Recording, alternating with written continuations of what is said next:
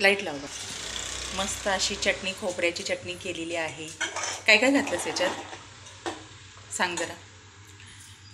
पिकलेल्या मिरच्या, फ्रेश ओलं खोबरं आणि जिरे थोडेसे अगदी, आणि नमक.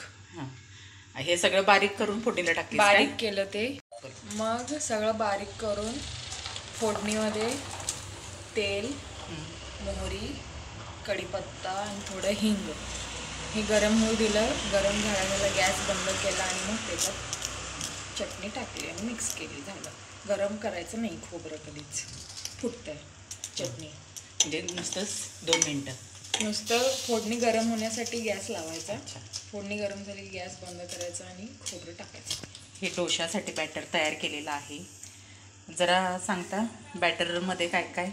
3 वाटी तांदूळ, 1 वाटी उडीद डाळ ओव्हरनाईट भिजत ठेवली.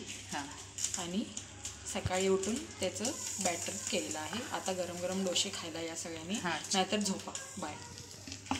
हे वाटायला सांगितलं होतं, आता हे वाटून ठेवले माझ्या लेकीने. आणि ह्याचं बॅटरचं प्रमाण सांगितलं होतं आणि तिने छान मेहनत घेतलेली आहे त्याच्यावर. चला आता डोसे करतो आम्ही. तिनं केली होती चटणी, इथं बटाटा टाकलेला आहे फोडणीला आणि इथं डोशासाठी आता डोसे करते मी. Hello, good morning. Kolhapur my लाईफमध्ये सगळ्यांचं स्वागत आहे. चला आज आता डोशाचा मेनू, रविवार संडे आज म्हटल्यावर घेतलेला आहे करायला.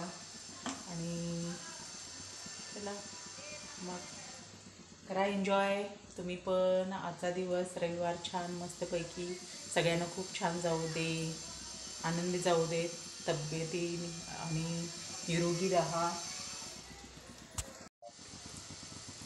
हे मीठ टाकली साहेबाच्या.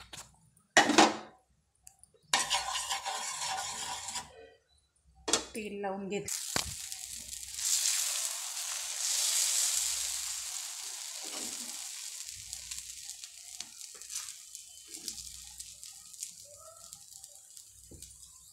कढईनं तेल,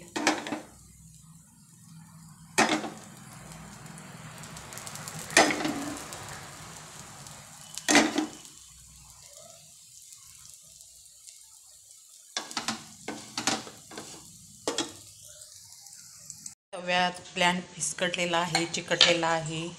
आता हा पॅन ठेवलेला आहे आणि ह्याच्यात टाकलेला आहे. हा एक झाला डोसा आणि प्रयत्न हा फेल गेला. चला आता ह्या तव्यात करते.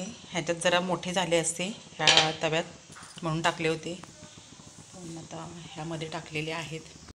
इथं साहेबांना भूक लागलेली आहे, घेत आहे जेवायला.